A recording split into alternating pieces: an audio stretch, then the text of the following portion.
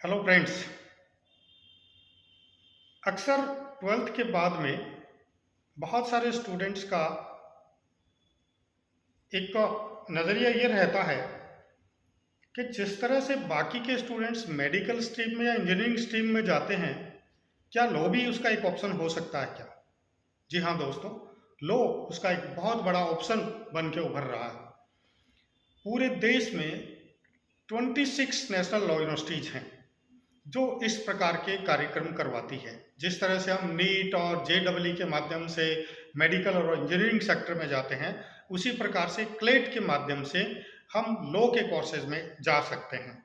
तो हमारे ऐसे स्टूडेंट्स जिन्होंने अभी ट्वेल्थ पास की है या जो ट्वेल्थ में अध्ययनरत है, उन स्टूडेंट्स के लिए एक बहुत सुनहरा अवसर आ चुका है।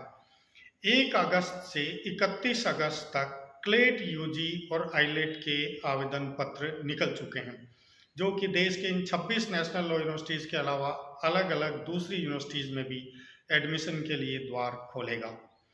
वो स्टूडेंट जिन्होंने ये सोचा है या उनके पेरेंट्स भी ये चाहते हैं कि उनको लीगल सेक्टर में करियर बनाना है, इसके लिए मेरे अलग से मेरे यूट्यूब चैनल को आप सब्सक्राइब कीजिए। बहुत सारे वीडियोस बने हुए हैं जिसमें लीगल सेक्टर में जाके आप क्या क्या कर सकते हैं।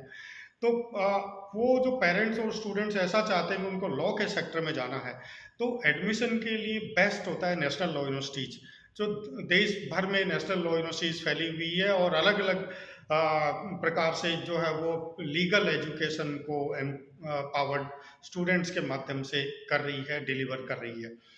तो इसके लिए मैंने आपको बताया कि 1 अगस्त से 31 अगस्त तक इसके आवेदन पत्र भरे जाएंगे। दिसंबर माह में लगभग 24 दिसंबर को इसकी परीक्षा होने वाली है। 4,000 जनरल कैटेगरी के लिए और 3500 रुपये अनुसूचित जाति जनजाति वर्ग के लिए इसकी शुल्क रखी गई है।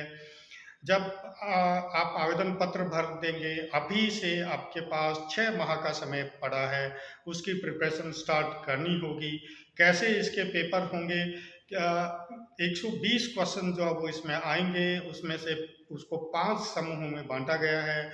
उसमें जनरल नॉलेज का पेपर होगा, लीगल रीजनिंग का पेपर होगा, इंग्लिश का होगा, मैथ्स का होगा और legal reasoning, constitution, law of torts इत्यादि के प्रश्न पत्र इस 120 क्वेश्चंस में से आएंगे।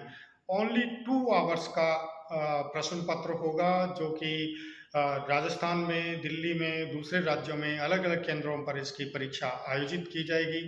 परीक्षा में सफल होने के बाद मेरिट के हिसाब से जो नेशनल लॉ यूनिवर्सिटीज कंसोर्टियम हमारा बना हुआ है, वो आपको यूनिवर्सिटी आवंटित करेगी।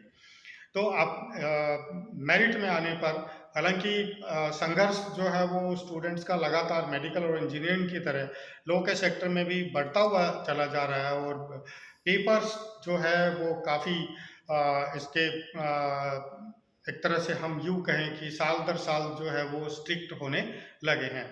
तो उसके अकॉर्डिंग ही आपको प्रिपरेशन करनी है।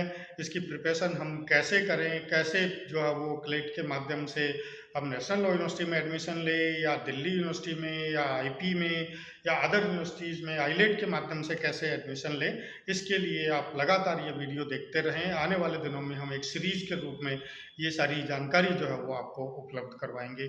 Thank you so much. अगर आपने सब्सक्राइब नहीं किया चैनल को तो सब्सक्राइब कर लें, लाइक करें, शेयर करें। खुश रहें, मस्त रहें। धन्यवाद।